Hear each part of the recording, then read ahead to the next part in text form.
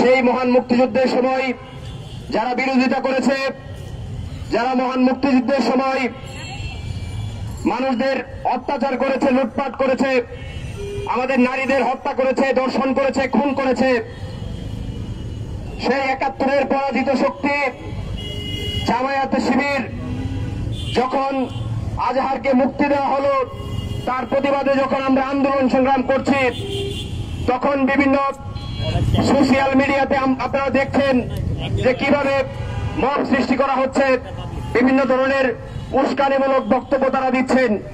এতেই তারা ক্ষান্ত হয় নাই।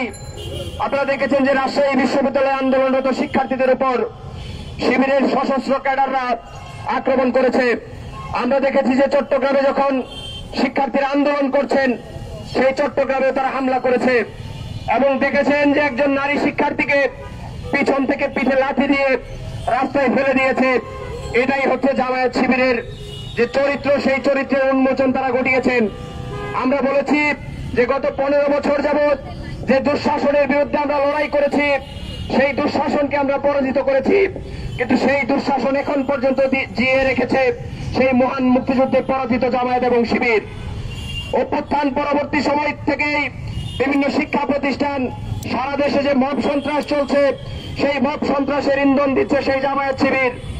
বিভিন্ন বিশ্ববিদ্যালয়গুলোতে, হলগুলোতে তারা যে একক আধিপত্য বিস্তার করেছে, সেই একক আধিপত্য সেই ছাত্রলীগের আধিপত্যের মতোই তারা আধিপত্য বিস্তার করছে। আমরা আজকের এই সমাবেশ থেকে স্পষ্টভাবে বলতে চাই যে যারা মহান মুক্তিযুদ্ধে পরাজিত হয়েছে, যারা এই দেশের স্বাধীনতা সংগ্রামকে যারা বিরোধিতা করেছে, যারা সেই পাকিস্তানের পক্ষ শক্তি হিসেবে কাজ করেছে, যারা বিভিন্ন সময় এই জনপদে নানা ধরনের সহিংস কর্মকাণ্ড চালিয়েছে, বিভিন্ন শিক্ষা প্রতিষ্ঠানে প্রগতিশীল ছাত্র সংগঠনের নেতৃবৃন্দকে হত্যা করেছেন, তাদের রাজনীতি এই শিক্ষা প্রতিষ্ঠানগুলোতে চলতে দেওয়া যায় না।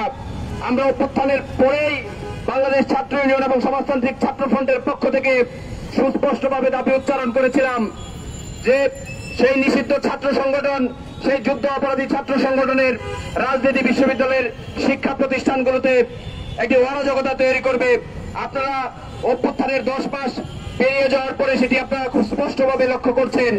আমরা আজকের এই সমাবেশ থেকে বলতে চাই, যারা আমরা অভ্যুত্থানে অংশগ্রহণ করেছিলাম, যারা দীর্ঘ সময় স্বৈরাচারী দুঃশাসনের বিরুদ্ধে লড়াই করেছিলাম, যারা আমরা মুক্তিযুদ্ধের সপক্ষের শক্তি, তারা এই ধরনের যুদ্ধ অপরাধীদের ছেড়ে দেওয়াকে কোনোভাবে মেনে নিতে পারি না।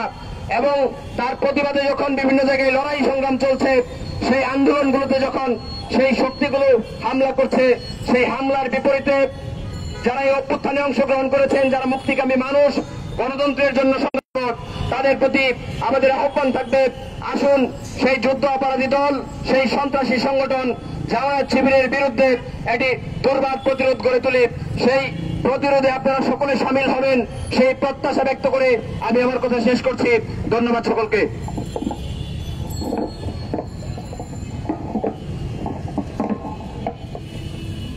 বন্ধুগণ, সমাবেশের এই পর্যায়ে আমি বক্তব্য দেওয়ার জন্য আহ্বান করছি সমাজতান্ত্রিক ছাত্র ফ্রন্ট কেন্দ্রীয় কমিটির সংগ্রামী সভাপতি ছাত্রনেতা মুক্তা বারুইকে।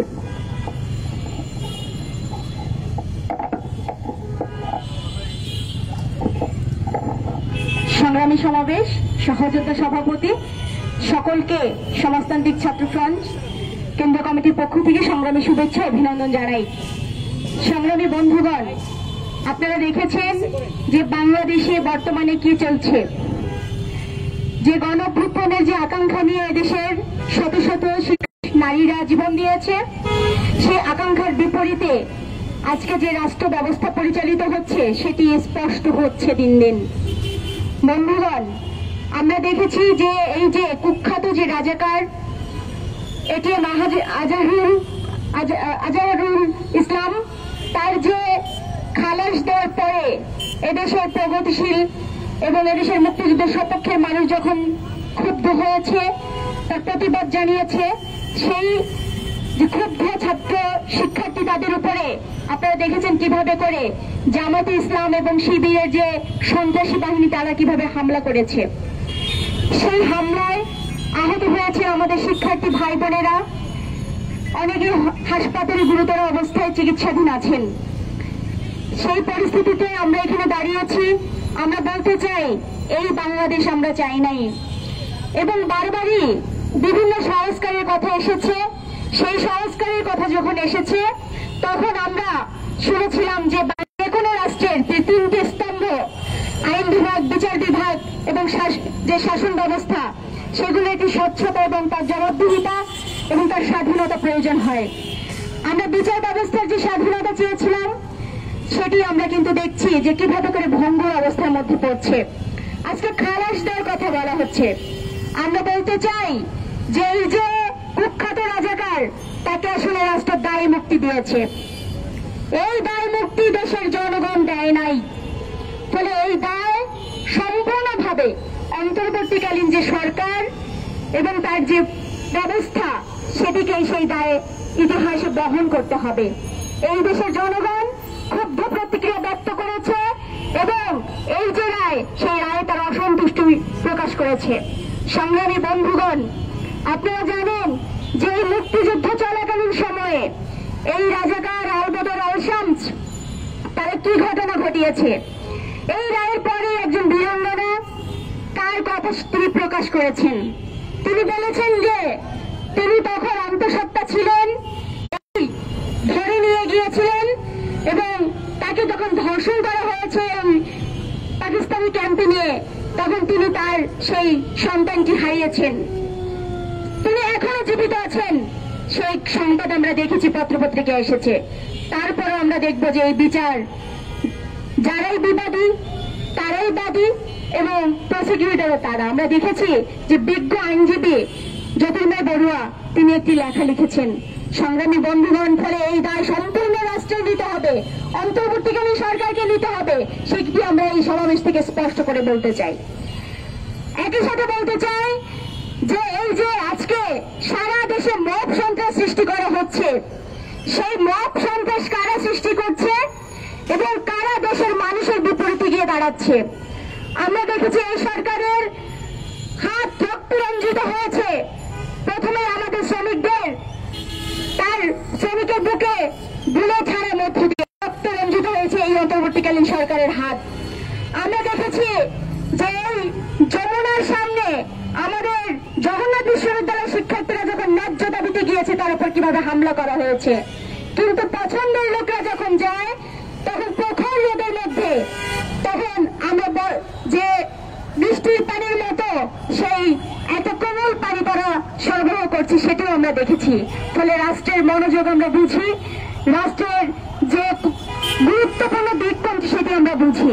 ফলে আমরা বলতে চাই, জনগণের বিরুদ্ধে হাঁটবেন না, সেটির ফল ভালো হয় না।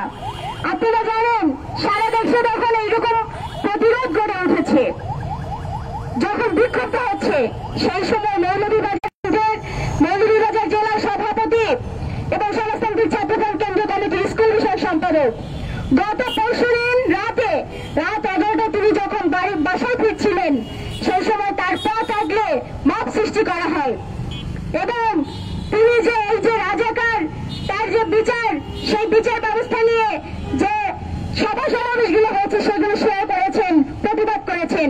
সেগুলো ফেসবুকে কেন প্রতিবাদ করা হলো, সেগুলো তারা ক্ষমা চাইতে বলেন। যখন বিশ্বজিৎ নন্দী রাজি হলেন না, তখন তাকে মামলার হুমকি দেওয়া হলো এবং তিনি বললেন, আপনারা মামলা করুন, তাতে আমরা ভয় পাই না, কারণ এটি আমাদের আদর্শিক অবস্থান, বাংলাদেশের অবস্থান, বাংলাদেশের মুক্তিযুদ্ধের অবস্থান। ফলে তাকে টানতে টানতে তারা থানায় নিয়ে গেল।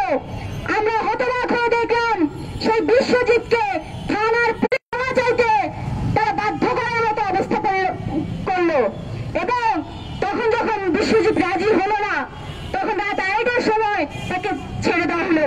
সংগ্রামী বন্ধুগণ, এগুলো কোনো ভালো লক্ষণ আমরা দেখছি না।